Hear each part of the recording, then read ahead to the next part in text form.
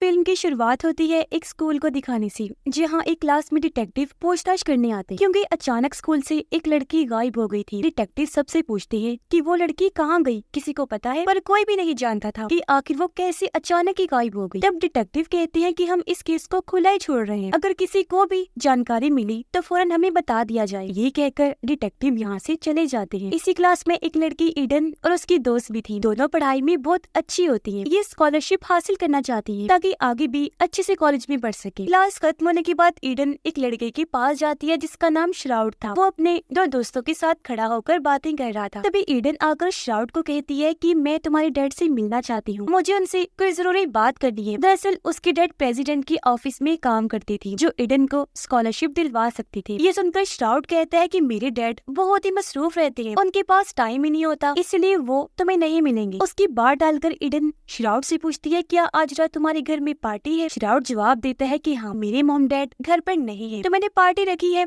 जिसमें मैंने अपने सभी दोस्तों को बुलाया है। अगर तुम भी अपनी दोस्त के साथ आना चाहती हो तो आ सकती हो। ये कहकर वो यहाँ से चला गया। इस बात से ईडन खुश हो ही रही थी कि तभी यहाँ उसकी दोस्त भी आ गई, जिसे ईडन पार्टी के बारे में बताकर कहती है कि रात को तैयार रहना, हम भी श्राउड के घर पार्टी में जाने वाले। रात होते ही ईडन पार्टी के लिए तैयार हो गई, जहाँ उसकी डैड गाड़ी में उसे छोड़ने जा रही थी। रास्ते में ये लोग ईडन की दोस्त को भी ले लेते हैं। फिर ईडन की डैड श्राउड के घर इन्हें छोड़कर चले गई। दोनों लड़कियां पार्टी में आ जाती है, जहाँ श्राउड की दोस्त दोनों के मोबाइल ले लेती है। बताने लगी कि इस पार्टी का एक असूल है कि यहाँ कोई भी मोबाइल इस्तेमाल नहीं कर सकता। जिसके बाद दोनों ऊपर गई ताकि श्राउड से मिल सके, क्योंकि ईडन का प्लान था कि मैं अपनी बातों से श्राउड को मुतासिर करूंगी ताकि वो मुझे अपने डैड से मिलवा सके। सबसे पहले ईडन अपनी दोस्त को श्राउड की दोस्त के पास भेजती है ताकि वो ईडन के पीछे ना आ जाए। तब उसकी दोस्त श्राउड की दोस्त को अपनी बातों में उलझाकर शराब पीने के लिए ले जाती है, और जब श्राउड अकेला था तब मौके का फायदा उठाकर ईडन उसके पास आई, बातें करने लगती है। ईडन की दोस्त जब उससे बातें कर रही थी तो श्राउड का दोस्त उससे काफी मुतासिर हो गया। उससे पता चला कि ईडन की दोस्त म्यूजिक प्लेयर है। पार्टी चल ही रही थी कि तभी यह गायब हुई लड़की की बहन आ जाती है। उसने पार्टी में हंगामा कर दिया, जोर जोर से वो बोलने लगी। सबको कहती है कि बताओ आखिर ऐसे कैसे मेरी बहन अचानक गायब हो सकती है। ये देखकर सब लोग गायब लड़की की बहन के पास गए, उसे शांत करने लगते हैं। अब श्राउड को मुतासिर करने के लिए ईडन कहती है बेचारी काफी परेशान है, किस तरह रो रही है। ऐसा करती हूँ मैं इसे घर छोड़ाती हूँ, फिर पार्टी में वापस आ जाऊंगी। इस पर श्राउड मान गया। वो अपनी गाड़ी की चाबी ईडन को दे देता है। ईडन गायब लड़की की बहन को गाड़ी में छोड़ने के लिए चली जाती है। जब वो घर पहुंची तो ईडन को एक सिल्वर का बना हुआ दिल देती है। बताने लगी कि मेरी गायब बहन ये सिल्वर का दिल हमेशा अपने पास रखा करती थी, इसे देखकर मुझे उसकी बहुत याद आ रही है, ना जाने वो कहाँ होगी। ये कहकर वो जज्बाती हो गई और ज्यादा रोने लगती है। फिर गाड़ी से उतरकर अपने घर चली गई, जबकि ईडन वापस पार्टी में आ जाती है। श्राउड उसे घर के अंदर लाकर पूरा घर दिखाने लगा। अपनी फैमिली की सारे मेंबर्स की तस्वीरें भी दिखाता है। फिर ये बताता है कि मेरी फैमिली बहुत अमीर, साथ ही वहाँ पड़े काफी पुराने वक्त के हथियार औजार वगैरह भी दिखाता है, ये बताते हुए कि मेरी फैमिली के बहुत सारे लोग शिकारी भी थे। जिसके बाद ये दोनों एक गेम खेलने के लिए आगे बढ़े। ये तभी यहाँ ईडन की दोस्त भी आ गई, जिसने बहुत ज्यादा शराब पी ली थी। उसे इतना नशा चढ़ा हुआ था कि वो तो ठीक से चल भी नहीं पा रही। उसे पकड़कर ईडन श्राउड से पूछती है कि इसे कहाँ लेकर जाऊँ। श्राउड बताता है कि इसे ऊपर वाले कमरे में ले जाओ। ईडन ने ऐसे किया,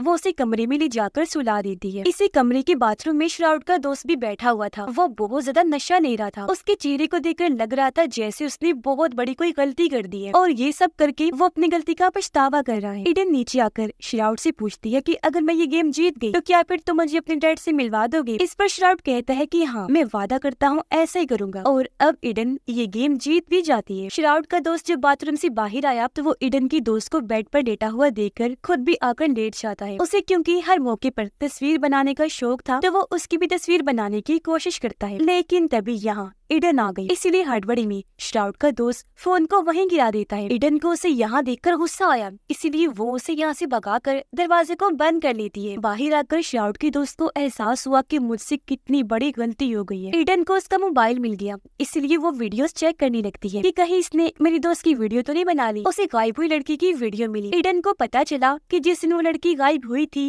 इन तीनों दोस्तों के साथ थी। वो वीडियो को चलाकर देखने का सोचती है कि आखिर उस दिन इन लोगों ने लड़की के साथ क्या किया होगा। लेकिन तभी मोबाइल की बैटरी लो हो जाती है, फोन बंद होने वाला हो जाता है। ये देखकर ईडन को तीनों पर शक हो गया। कि इन्होंने जरूर कुछ न कुछ गलत किया है, जिस वजह से वो लड़की गायब हो गई है। श्राउड का दोस्त नीचे आकर अपने दोनों दोस्तों को बताता है कि मेरा फोन अंदर ही रह गया है। ये सुनकर तीनों ऊपर आई दरवाजे को खटखटाने लगते हैं। ईडन थोड़ा सा दरवाजा खोलती है, तब श्राउड उसे कहता है मेरा दोस्त अपना फोन अंदर ही भूल गया है, तो जरा वो तो दे दो। जिस पर ईडन कहती है कि अंदर मुझे तो कोई फोन नहीं मिला, जो कहकर वो जल्दी से दरवाजा बंद करके लॉक कर लेती है। अंदर से ही उन लोगों को बताती है कि मैंने तुम लोगों की वीडियोस फोन में देख ली है, जो सुनकर श्राउड और उसकी दोनों दोस्त काफी डर जाते हैं। फिर श्राउड उससे पूछता है अच्छा बताओ तुमने वीडियो में क्या देखा। ईडन कहती है कि मैं धीरे धीरे वीडियो देख रही थी और मोबाइल की बैटरी लो हो गई, लेकिन अब तक मुझे अंदाजा हो गया है कि तुमने उस लड़की के साथ जरूर कुछ गलत किया है, जब भी वो गायब हुई और अब न जाने वो कहाँ होगी। श्राउड उसे दरवाजा खोलने का कहता है, लेकिन वो किसी भी सूरत दरवाजा खोलने को तैयार नहीं होती। थोड़ा सोचने के बाद उनके सामने शर्त रख देती है कि तुम ऐसा करो, मुझे इस फोन का चार्जर दे दो, मैं पूरी वीडियोस देखना चाहती हूँ, जिसके बाद मैं वादा करती हूँ कि दरवाजा भी खोल दूंगी और ये फोन भी वापस लौटा दूंगी। पर इसके लिए श्राउड नहीं मानता। साथ ही उसे काफी गुस्सा भी आ गया था, क्योंकि वो जान गया था कि ईडन ऐसे नहीं मानेगी। इसीलिए वो नीचे जाकर चिल्लाने लगा, पार्टी बंद कर देता है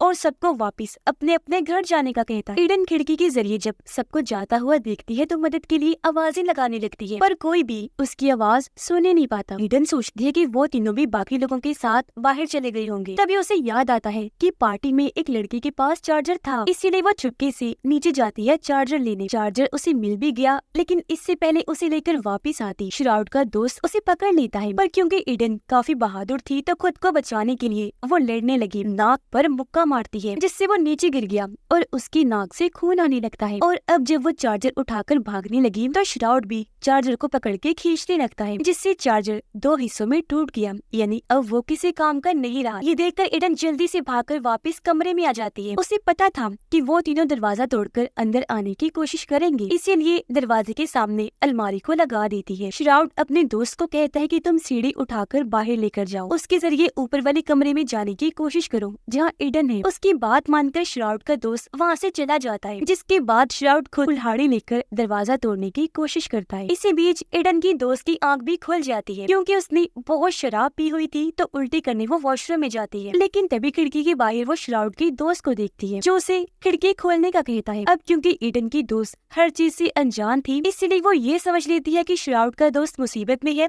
उसे मदद चाहिए। यही सोचकर वो खिड़की खोलकर उसे अंदर कर लेती है, जिस पर वो कहता है कि तुम्हारा बहुत बहुत शुक्रिया, सच बताऊं तुम बहुत अच्छी लड़की हो, अब मैं तुम्हें पसंद करने लगा। पर ईडन की दोस्त को तो कुछ पता नहीं था कि आखिर यहाँ पर चल क्या रहा है और वो ऐसा क्यों कह रहा है। और अब श्राउड का दोस्त अंदर जाकर ईडन को कहता है कि चुपचाप मेरा फोन मुझे वापस दे दो, लेकिन बिना सोचे ईडन कुर्सी उठाकर उसे दे मारती है। कुर्सी टूट गई, जिसके बाद भी ईडन उसे मारती रहती है और वो बेहोश हो जाता है, जिसके बाद दोनों उसे बाथरूम में ले जाकर बांध देती है। और अब उसे इन्होंने बंदी बना लिया था, उसके साथ ये दोनों भी बाथरूम में ही बंद हो जाती है। इसी बीच श्राउड दरवाजे को तोड़कर जैसी तैसी अंदर आ जाता है। उसने देखा कि ईडन और उसकी दोस्त मेरे दोस्त को बाथरूम में बंदी बना चुकी है, जिसका दरवाजा भी उन्होंने लॉक कर लिया है, इसीलिए वो अंदर नहीं जा सकता। ईडन की डैड देखती है कि पार्टी खत्म हो गई है, इसीलिए सभी लोग वहाँ से बाहर निकल रहे हैं। वो उनमें अपनी बेटी ईडन को ढूंढती है, लेकिन वो कहीं भी नहीं मिलती। श्राउड के दोस्त को जब होश आई तो ईडन उसे बाथ टब में बिठा देती है और पानी में ड्रायर रखने लगती है ताकि उसे करंट लगे। ये देख श्राउड का दोस्त रोने लगा, अपनी जान की भीख मांगता है, पूछने लगा कि तुम आखिर ये क्यों कर रही हो, तुम्हें क्या चाहिए। ईडन कहती है बाहर कमरे में फोन है और तुम्हारा दोस्त श्राउड भी अंदर आ चुका है, उसे कहो कि वो तुम्हारा फोन मुझे दे दे ताकि मैं पुलिस और अपने डैड को कॉल कर सकूं। तब श्राउड का दोस्त कहता है कि प्लीज फोन दे दो, जिस पर श्राउड ने जवाब दिया आई एम सॉरी मेरे दोस्त, लेकिन मैं ऐसा कभी नहीं करूंगा। जिसके बाद वो अपनी फीमेल फ्रेंड को सीढ़ी के जरिए ऊपर जाने का कहता है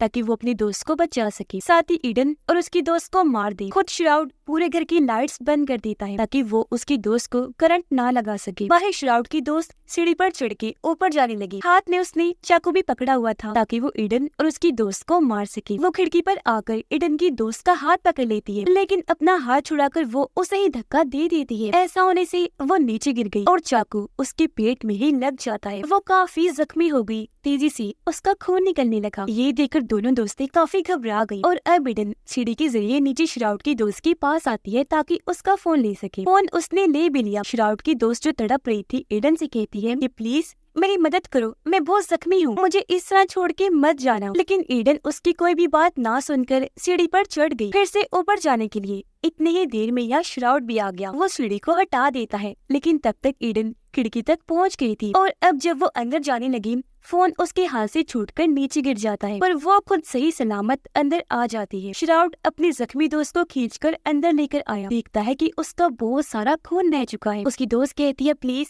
मुझे हॉस्पिटल ले जाओ वरना मैं मर जाऊंगी। लेकिन श्राउड ऐसा नहीं करता, क्योंकि अगर वो इसे हॉस्पिटल ले गया तो खुद भी पकड़ा जा सकता था, तो उसे ऐसे ही मरने के लिए छोड़कर ऊपर जाने लगता है। ईडन अब अपनी दोस्त को सारी बात बता देती है कि आखिर यहाँ पर क्या चल रहा है, जो सुनकर उसकी दोस्त कहती है देखो हमें इनसे या किसी से कोई लेना देना नहीं है, वो हमारी तरफ से जो मर्जी करे, हमें उनका फोन वापस कर देना चाहिए ताकि हम भी यहाँ से चले जाएं। पर जब ईडन ने ऐसा करने से मना कर दिया तो वो उल्टा ईडन से ही लड़ने लगी, उससे फोन छीनने की कोशिश करती है। इसी बीच वो घर के बाहर ईडन के डैड की आवाज सुनती है, जो कि अपनी बेटी को ढूंढते हुए यहाँ भी आ गई थी। उनकी आवाज सुनकर ईडन बाहर आई, अपनी डैड से पूछती है कि आप यहाँ पर क्या कर रही हैं डैड। इससे पहले वो कोई जवाब देती, पीछे से श्राउड आकर उन पर हमला कर देता है, जिससे उन्हें थोड़ी बहुत चोट लग जाती है। श्राउड ने हाथ में कुल्हाड़ी पकड़ी हुई थी। वो ईडन को कहता है कि मेरी दोस्त का फोन मुझे दे दो वरना मैं कुल्हाड़ी से तुम्हारे डैड का गला काट दूंगा। ये सुनकर ईडन की दोस्त काफी डर गई और वो जल्दी से फोन लेकर नीचे रख देती है। पर श्राउड,